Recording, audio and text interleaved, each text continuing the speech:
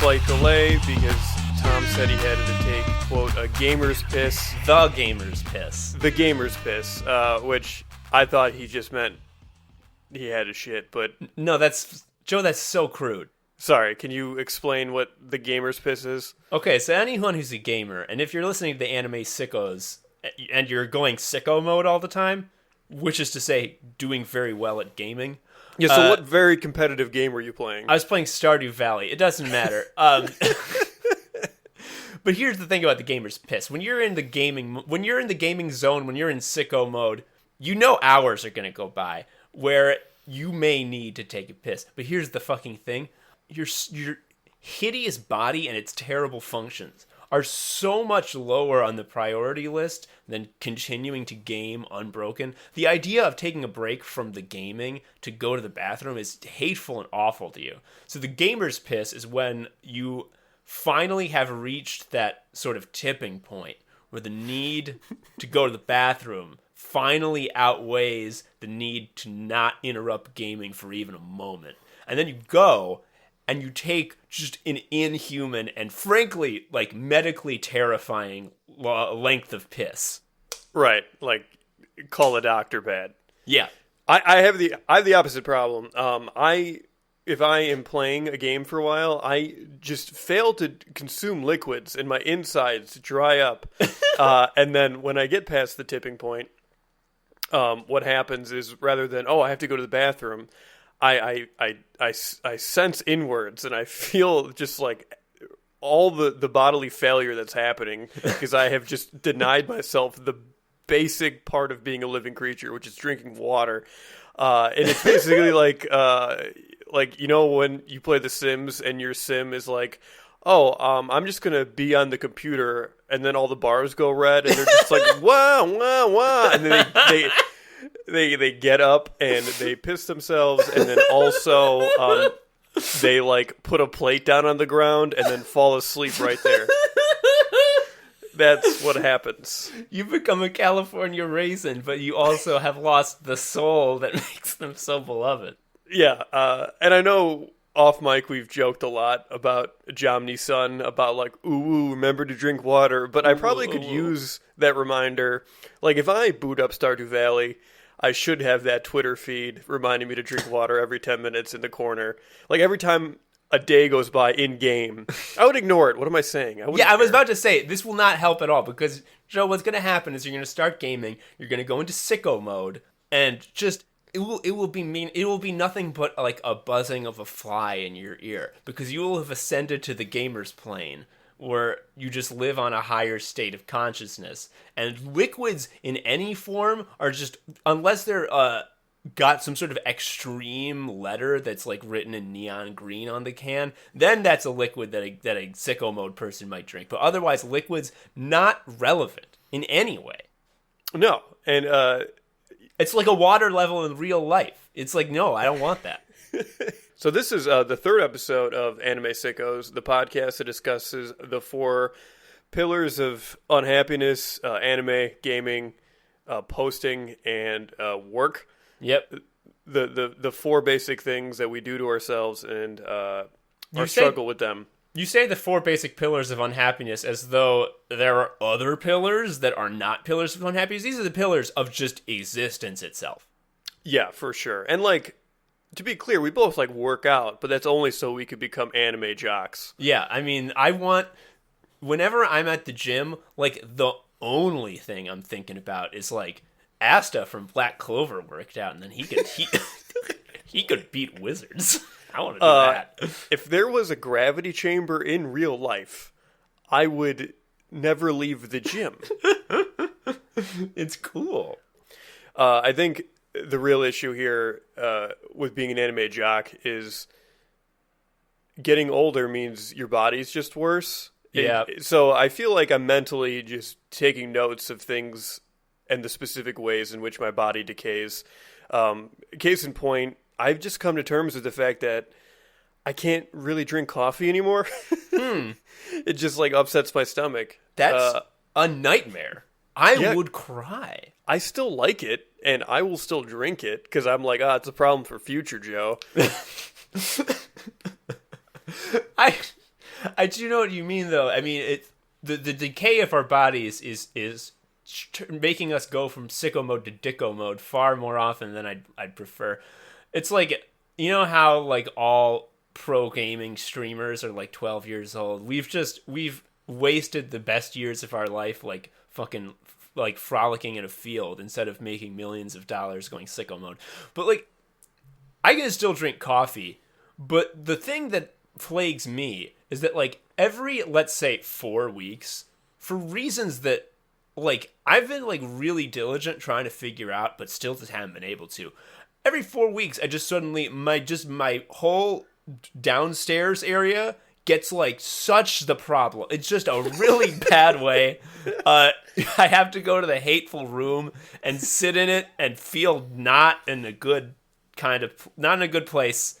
And like for a long time, I thought it was that like I couldn't eat an onion anymore ever. And I like went like a week without eating an onion. And onions are in a lot of shit. This really gets in on the ultimate indignity about it is when you discover something that's happening, you're like, oh, why do I feel like this? Your bad brain is like, oh, I absolutely know the cause. It's this single dumb thing. It's nothing to do with aging that is never been experienced by any other human. There's no documented science about this. No, it's just because I had a rooty vegetable when I wasn't supposed to. The real worst thing about this whole fucking rooty vegetable shit, in addition to what I have actually now on air, as you said that, realized the fucking cause, it's just that I'm getting old and my body is becoming anime dicko. I like went to the doctor to figure out like what's going on with my tummy wummy. And so I'm like, I'm definitely going to get my usual doctor. And they're like, that doctor is not available. You can have a new doctor. And Joe, I cannot stress enough how unpleasant this was because the doctor was a hot doctor. She was very hot.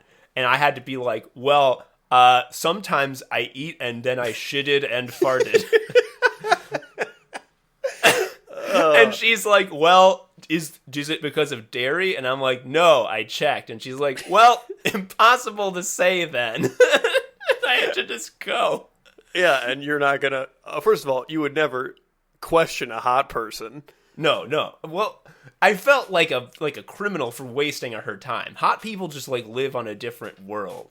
Yeah, I am tentatively searching for a new therapist. My previous therapist was awesome, and he just got a full-time job doing mental health care at a nursing home network, so he doesn't do private clients anymore. Mm-hmm. So that sucked, and I was looking and doing some Googling, and there was one very highly rated woman, and I clicked on her profile, and she's like literally like a few blocks from me.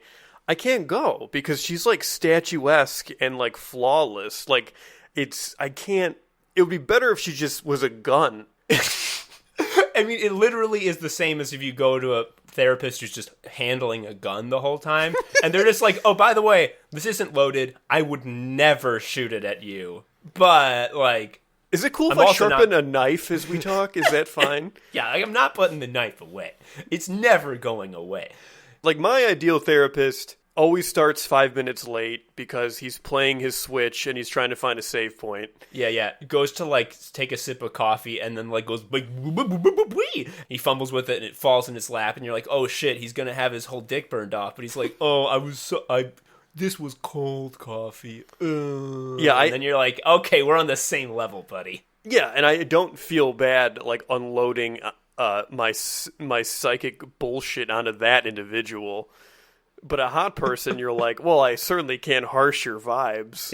Yes. Like, well, clearly you live in, like, the fucking sacred city of Merjoa. And, like, my presence, the fact that you're in my presence is, like, a big favor you're doing. So I'm just going to be very, very, very conciliatory and get out of your way as quickly as possible. Yeah, like, I would just apologize for being in there for an hour, and she'd be like, so do you have insurance? And I'm like, I do. Is that... I don't have...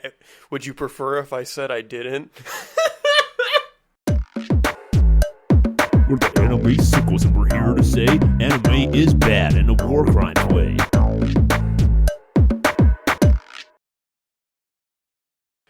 So we're recording this on 8/9, so it's been like 4 days after the Feral Hog mania that has swept Twitter. We don't need to recap on it too much because it eventually, like any, I guess, goofathon that happens online, it eventually just becomes a mishmash of any meme that's ever happened. It's just like two people just like, or it's rather, it's like a million people just trying to cram everything and mix and match everything. It's like when you're in a point and click adventure game and you're stuck and you don't know what to do and you just find a new thing and it's the first like new thing that you've encountered in a while. So you're and just you like, just time slam to rub every it. object in your inventory. Yeah, rub it against every fucking thing you have. Just for reference, I'm going to read the tweet word for word. This is by William McNabb, a husband, father, Christian, libertarian, and West Carolina University alum, fan of Pearl Jam and the Red Sox. All opinions here are his own. So the opinion you're about to hear is pure McNabb. Legit question for rural Americans. How do I kill the 30 to 50 feral hogs that run into my yard within 3 to 5 minutes while my small kids play? What's your favorite part? My favorite part is small kids. I really like small kids. I also like it that in my head, he addresses rural America because he actually lives in New York City and this is happening. And he's like, the people who would know are rural. Yeah, like I look to the bodega guy and he doesn't help me. He has no info. Okay, here's my favorite part. It is, and for some background, I had a while ago a job. This was just out of college. This requires its own episode to get into in detail, but it was basically a terrible job, and I had to interface constantly with like the dumbest man I've ever known. Mm-hmm. And one of the things that made this guy dumb is that he was just obsessed with every sort of like SEO thing that like Matt Cutts, who is like a Google guy, would say. Like he would I know who Matt. I when you were working that job, I was probably at a e-commerce at the same time that was dealing with a Google algo change, and a lot of it involved reading what Matt Cutts said. Yeah. So he was just obsessed with. He would like come into work like fucking shimmering with excitement over like Matt Cutts. And anyway, one day I forget exactly what the change was. Let's say HTML5 is happening. You know, this is an example. He was like, "Everybody, come quick! I have huge news. This is going to affect us a lot." Matt Cutts said that HTML5 is going to come to the internet in 90 to 1,500 days. And we were all just like, excuse me, 90 to how many days? And just like the absolute fucking breadth of the range that makes it like the larger a range is with shit like that, like the more fucking absurd it becomes. Because it's like... That is absolutely giant stone Aztec calendar range. Yeah, it's like 90 days, 3 months. 1,500 days. I don't even know if 1,500 days has passed since he told me that. 1,500 days ago, I was a baby. Yeah, I was a baby. So yeah, the 30 to 50 is what really fucking kills me about this. Because if it was 30 feral hogs, that's very funny. 50 feral hogs, that is also very funny. But like the fact that this happens so much and there's so much variance that he's been able to like stake out the range. It's like it's between one of these two numbers. It's very important that I include both because otherwise you won't get the fucking whole point. Yeah, again, he has 29 hogs in his yard. Irritating. Yeah, don't need to kill them. No, but that 30th crosses over and he can call in an airstrike. And that's cool.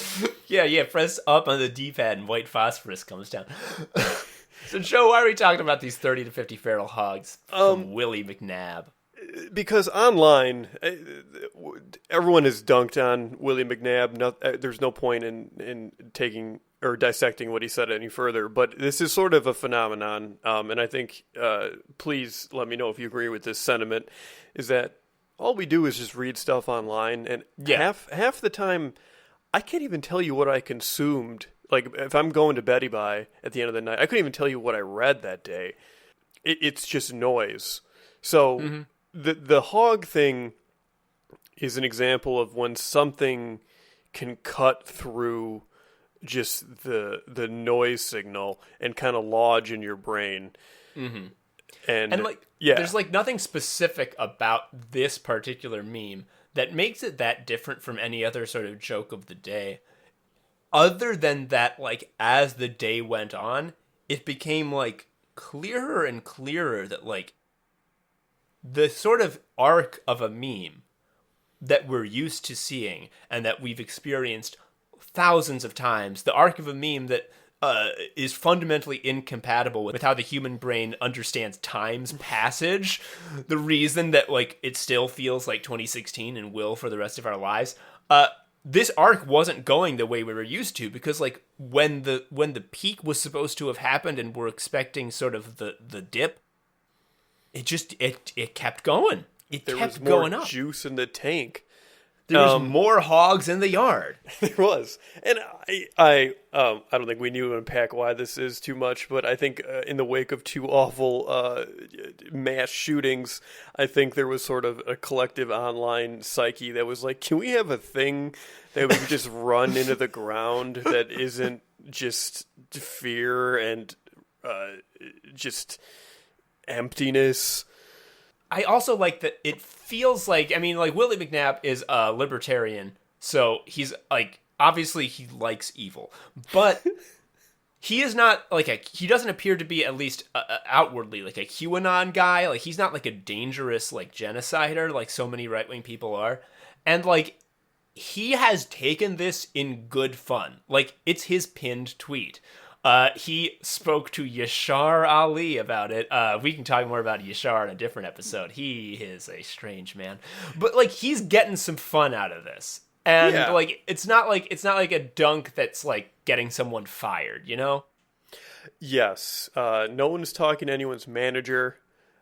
No one is doing it. It's just weirdness that he embraced. It was a weird ceasefire in many ways, just because normally when someone gets dunked on that hard and everyone is riffing on you, you log off permanently. Yeah, that's or you log on more than ever before and become a permanently furious maniac. Yes, and neither of those things happened. So it was, in weird ways, a miracle. But the important thing that I want to talk about with you is this phenomenon that happens where there is so much stimulus in a given day. It's disgusting. But what that means is when something does lodge in your brain, like when something is just rolling around in your noggin, rather like a phrase or an image or something, that's pretty telling because nothing sticks. Yeah. There has to be some strange, special, like this is like an iridium quality meme. Yes. And it doesn't necessarily need to be a meme to like individually stick in your brain like that. I mean, everyone already made jokes about I think you should leave or talking about it excessively, but man, there's a few lines in there that were just like, oh, this is just going to be in my brain forever. Like, yeah, like, oh my God, he admitted it. Yeah, the one, it's not even that good of a sketch, but the YouTube clown sketch where he dubs over it.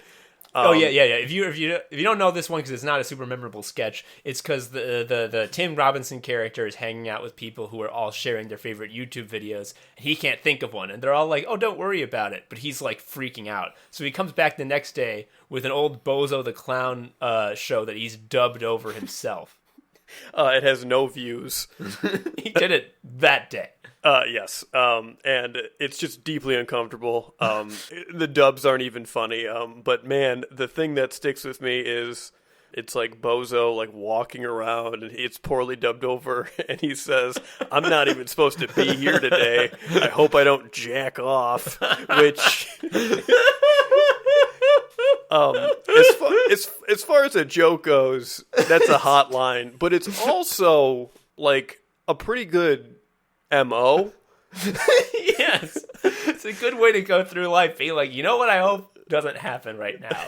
Me jacking off. Yeah, as far as vision statements go, you can do a lot worse. Yeah, and the funniest thing is that you never know what's gonna stick. Like, there are so many I could bring up if I had like a list and I wrote down all the memes and all like the popular sort of lines that went through the public consciousness. I could have a list and I could bring up any one of those, and like anyone listening would like have this weird sort of like revelation, like they were reliving like a sense memory that like happened to an ancestor. They would not be able to like remember actively engaging with it. Like as a fucking example, remember Bigger Than Before? Remember the egg that you put in the maple syrup and it got big and bouncy? Like that sounds like it's from fucking like 2010. That was Clinton's first term. Yeah, that was when the railroads were getting built. And the railroad was bigger than before every day because they would build it. And I think the most sort of cherished little brain nuggets are the things that aren't even like, oh, remember the Feral Hog thing from 3 days ago? No, but it's like something, it's like an offline from something otherwise popular, but it's not the thing that like everyone remembers and it's just etched in your brain. Yeah, like I have that big time. There's an episode of The Simpsons where Krusty the Clown, I think it's the one where he's trying to find his father, the rabbi, played by Jackie Mason. And Krusty the Clown is at the Simpsons' house, and they ask him to say grace, and he starts saying a Hebrew prayer. And Homer says, and this is again, a completely throwaway line. There's absolutely no pause after this line before the next one begins. The writers and the directors are all clearly not expecting you to react to this joke or laugh at it, or rather, joke line. Homer just says, with like almost like no affect, he just says, he's talking funny talk. And like, it's just in my, any fucking time I hear someone talking in a different language, I have to like find someone around so I can be like, he's talking funny talk. It's just in there. The one that sticks with me is also kind of just ruins a word for you. It's a Mr. Show sketch, and it's the joke is like, you know how it's like basically a phone sex hotline, like talk to hot models 24 hours around the clock, and then David Cross is like, models, and then they say around the clock, and he goes, clock. And guess what? When I hear the word clock, there's a little part of my brain that lights up, and it's David Cross saying that. And it's like it's a funny dumb joke, but if someone's like, what's in one word, explain to me why Mr. Show is worth watching, I absolutely cannot in good faith be like, so he says clock? So he's very excited about the clock. I have one more example that I want to share, and this is just, if you are listening to this and you're like, Tom, clearly you're in sicko mode. You are an enemy sicko. But probably the reason this happens is because you're living in a nightmare prison of late capitalism where everything's awful and online is terrible in a prison. And that's why you went sicko mode. You probably weren't sicko mode since birth. That's a lie. I can prove it because one of these things, I think the most buried line that just is part of my brain, like my brain stem does like a bunch of things sort of involuntarily. It breathes, it has my heartbeat, it has like fucking lymph going through the limbic system, I don't know. But the fourth thing is remembers he's got the monkeys, let's see the monkeys. This is from fucking Disney's Aladdin. I was a little kid, and I noticed that during the Prince Ali song, there are a bunch of times where it cuts away from Robin Williams to, like, other people, and they say some shit, but, like, it's very hard to make out what they're saying, because, one, you're focusing on Robin Williams. Two, it's like a bunch of people singing at once, and they're not in perfect unison, so it's hard to understand what they're saying. And three, it's just like, again, you want to get back to the fucking genie. You're not listening to this shit. One day I discovered, after the genie sings that Prince Ali has 95 white Persian monkeys, we cut to like 3 of the Agrabah guards, who to this point have been like purely antagonistic goons who we as an audience hate because they try to accost our good fop. And they are, like, doing a silly dance in front of, like, a brick wall, like they're fucking doing stand-up in the 80s. And they just say, he's got the monkeys, Let's see the monkeys. And it cuts back instantly to the fucking rest of the song. And you can call my mama, and she will confirm little me with the VCR remote rewinding over and over, just watching. He's got the monkeys. Let's see the monkeys. Because I was like, this can't fucking be in the movie. They didn't put he's got the monkeys. Let's see the monkeys in the movie. But they did. You wore out that tape. I did. It was like when there was like boobies on a tape where it's like, uh-oh, the tape's getting all etched. There must be boobies coming. Haha, you perv. Except it was like monkeys. Except it was a pun. No, it wasn't a pun. It was just a dumb throwaway line. Yep. And, that's there. That's in my head. Yep. Sicko mode, sicko mode, sicko mode. Sicko mode, sicko mode, sicko mode. Sicko mode, sicko mode, sicko mode. Sicko mode, sicko mode, sicko mode. So, Joe, I want to move on. I want to do a special little segment that I think I would like to have be a recurring segment on this show. I think it's something with a lot of meat to it. You know what it's called, don't you? It's Cog Talk. Cog Talk. Cog Talk. Cog Talk. Joe, here's what I want to talk to you about on Cog Talk today. When you're at work, I want to know your opinion. Do you want to have homies at work? When you're at work, homies, good or bad? Bad. Not a great question at all. This is not hard for me. Next question. Okay. Let me answer your question with a personal experience. My previous job, I worked with a mutual friend of ours. He is a good homie. However, we still hung out. But I had a rule, and that rule is if we're going to hang out, we both got to go home and shower, get work off you, and then you can go, play video games or whatever. Now, I was thinking that you might have more of a difficult time answering that question because I worked with this self-same homie at a previous job, the one about 90 to 1,500 days. And to me, having him there was a balm because it was someone I could trust to also agree that this was all insane. It was just someone who I could always look to and be like, you're on my side, right? And he'd be like, yeah. And then we could also take hour and a half lunch breaks and just chill. So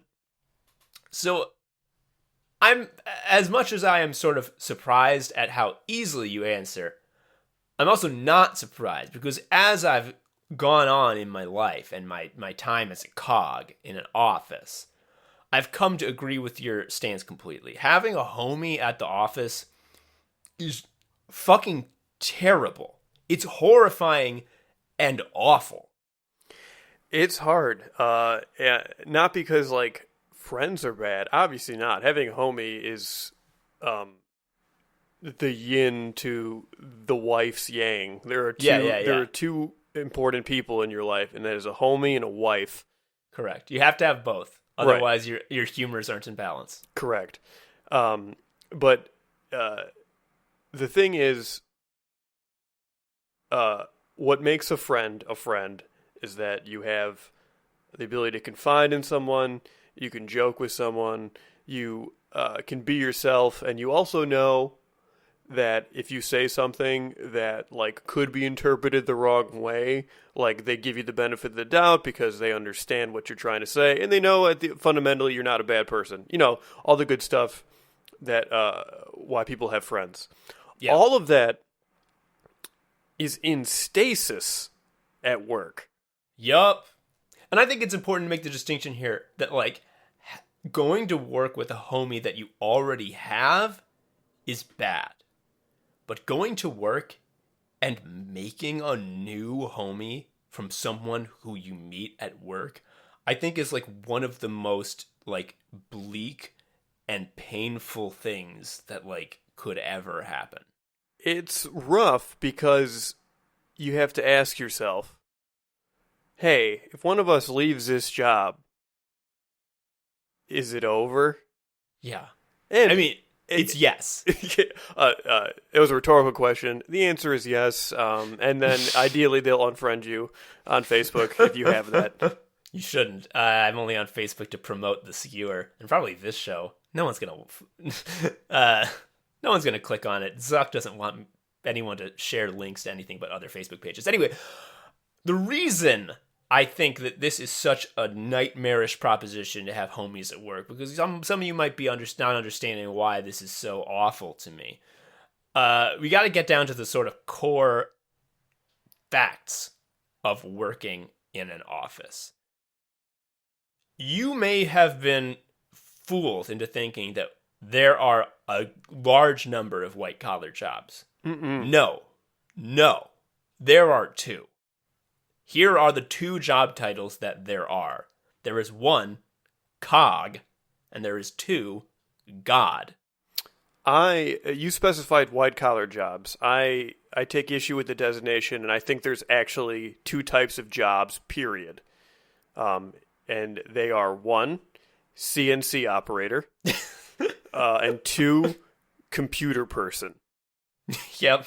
Yeah, Cog and God. It's just different words of the same thing. For both of these jobs, and just basically any time you're within the walls of a workplace, I truly believe this. You cease to be a human being.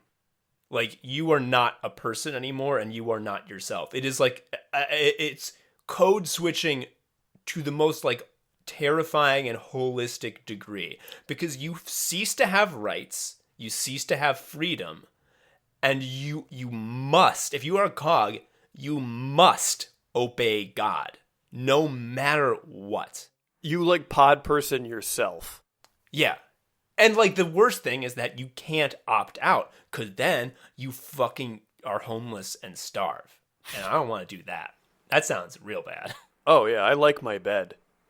And I like buying a video game sometimes. So when I'm finally finished being a cog and can change back from a cog into a human being, I can then waste my time by sticking my head into a very exploitative system of gambling mechanisms.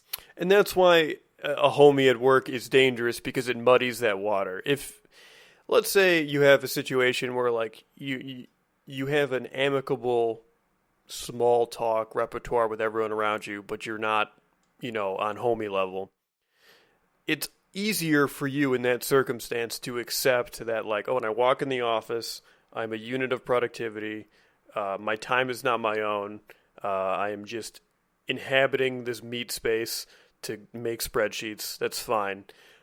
It's easier to accept that in those circumstances.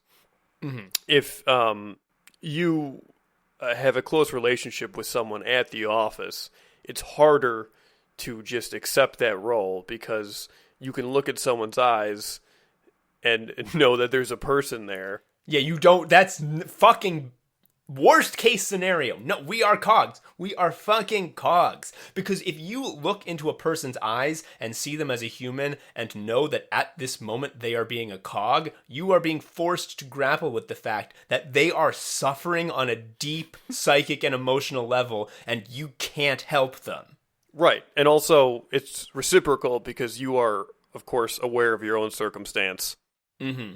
And I think this sort of thing folds into sort of a mandatory fun, mandatory, like, we're a family work culture that so many offices try to promote. That stuff scares me a lot.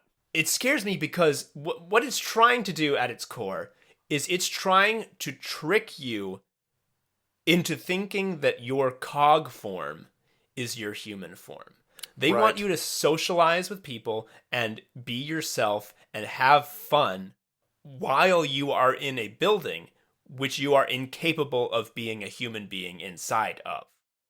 And family is such a misnomer, because, like, it's not a real family if you can have, like, one too many drinks at a Christmas party and then you're out of it. Like, yeah. Like my dad sends me a letter that was like, hey, you had too many, you're out, kid. Or, like, I'm sick for 2 weeks and I, like, couldn't get lunch with my brother, and then after the 2 weeks are up and I'm feeling better, I'm like, hey, I'm feeling a lot better now. Do you want to, grab lunch sometime? And he's like, oh, you're not my brother anymore. That didn't happen. That's gone now. Yeah, a new brother's there and we have to pay him even less. Fuck. But, like, this is why when I am at work, and I feel bad sometimes being like such a weirdo about it, because at work I'm much better at small talk than you are. Objectively. Yeah. What you were saying about how like small talk is sort of acceptable. No, for me that is the same as homie. Like it is the same sort of thing where work is trying to gaslight me into thinking that this is my life.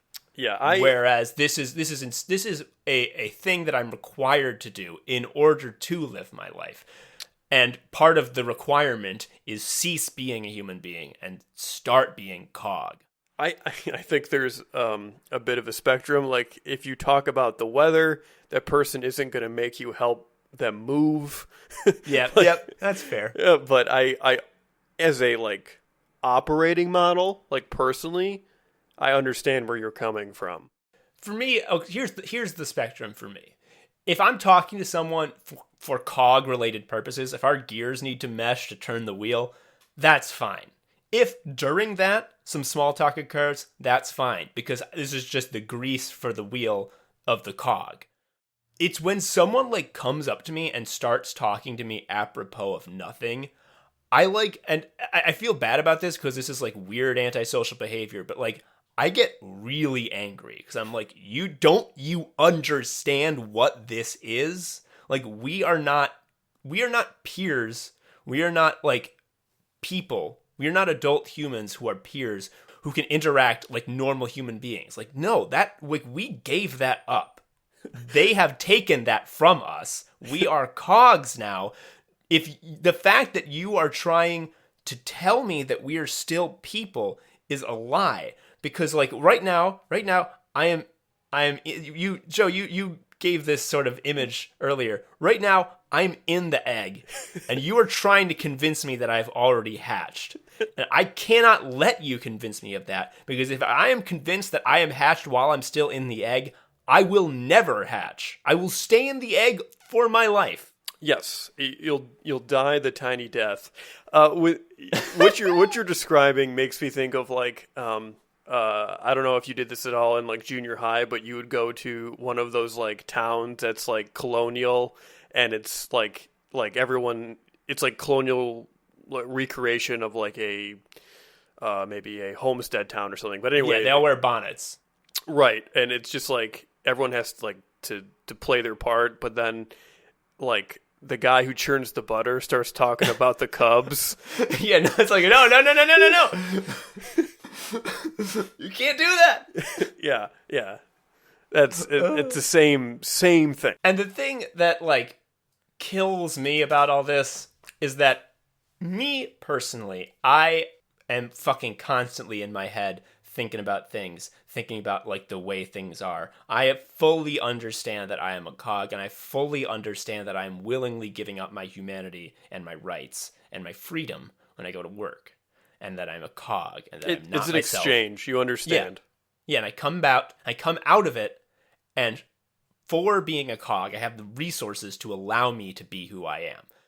What scares me is that in sort of the land of work, there is such a pervasive force pushing everyone, trying to get all of the cogs to think that their cog form and their human form are the same. I'm worried about like the people who are like dumb guys who like haven't like introspected a ton, who are like just out of college and maybe moved to a new city to find a job and don't have a lot of friends there yet. Like they're gonna get fucking turned. Like, they're getting, for sure. They're getting cog wiped. Yeah, they're getting cog wiped, and it's basically murder. Yeah, it's when you step in the teleporter, you don't actually move, it kills you. And then there's another one on the planet. Yep. And this is also sort of like why I don't like give so much of a shit about like getting a different job, because like, well, the other job I would get would be cog. Like, it's only gonna be different if my job title changes from cog to god, but that's not gonna happen. I don't really have the impulse to like get a different job, because especially, and here's the thing, I mentioned before that like, oh, I'm such a genius, I'm such a brain genius who's incredible, that like I can you do say that all the time. I can separate the cog and the human, and I never get them twisted. There's no guarantee that, like, a different job won't have a stronger push on me and will eventually break that wall down. Mm-hmm. And that, the possibility of that happening fucking terrifies me. I have two things on this very subject. One, I recently changed jobs. I was like basically offboarding on a project I was on because I'd be like, hey, I'm leaving. So, do you know how the stuff I do on that project currently? That's not going to happen so much because I'm not going to be here. But anyway, I told everyone that I got a new job, and everyone was like, congrats, all that stuff. And one of the guys was like, hey, you don't seem that excited about it. I was honest. I was honest in the way I can only be honest when you're leaving a job. And I was like, the new job is better. It's a much better commute. There's more money. But fundamentally, I'm still going to be sitting in a big glass building for like most of the week. Typing on your computer, tippy tappy. Ooh, I love to do a VLOOKUP. And I said that, and the look on everyone's faces was like them realizing it for the first time. And I didn't say it to bum everyone. I was just being honest. And buddy, a meeting already has low vibes. But whatever, just ambient vibe in the room there was, maybe from, dinosaur times. Yeah. That was floating around like moats. Like deep tones from the ocean when, a big bubble finally, bursts in the mud after 5 billion years. Yeah. I wiped those out. They're gone. And the other thing, number 2, is why I think LinkedIn is actually the scariest of all the social platforms. And the reason is the idea that you can just have a job and it's a part of your life to basically fund and allow you to live is not a thing on LinkedIn. LinkedIn, everyone is very performative about their jobs. Everyone's not just showcasing their expertise in LinkedIn, which, hey, if you're good at something and you're proud of your work, awesome. The thing that is so unnerving about LinkedIn is that everyone has to show that they live for what they do. That being a cog fucking whips and is so rad. That it is the everything. It's the stuff that gets them up in the morning. And to say that my job gets me up in the morning is technically true because I quite literally have to. Otherwise, I run out of food. Yeah. But that's why, when I see the LinkedIn feed, and there's people I had one class with in college, and they were fine. And then I see them doing this super very performative, here I'm so excited about this thing we're doing at work, and I'm sure it's fine in the context of your career, but it's this whole positioning that this is it. Yeah, I think, Joe, I think something that needs to be made clear to the listeners is that when we're talking about the 4 pillars of posting, anime, gaming, and jobs, 3 of the 4 pillars are allowed to intertwine and interplay. One of the pillars stands alone, and that is the work pillar. Yeah. It's like the fucking streams in Ghostbusters. If you intertwine that pillar with one of the other 4, you have unleashed dark magics and are going to be cursed. When you post on LinkedIn about work, you are crossing the pillars, and you cannot do that. Especially when you cross anime. And I have a very specific anecdote. Is there was a woman who at a previous job was hired, and then she was talking. She's like, "Yeah, I really like Attack on Titan." She was gone the next week.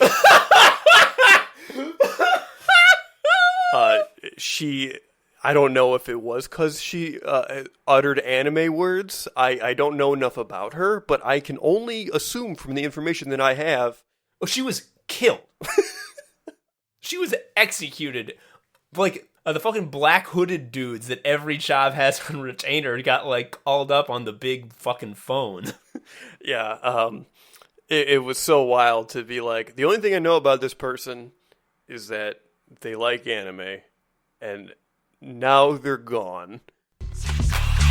Thank you for listening to Anime Sickos. I've been Tom, a sicko. You can follow me on Twitter at TomHarrison19. Joe is also a sicko. You can follow him on Twitter at ShariaUncle. You can follow Anime Sickos on Twitter at Anime Sickos, or email us at animesickos@gmail.com. Please leave us a review or something. I don't know. Tell a friend. Anyway, until next time, bye.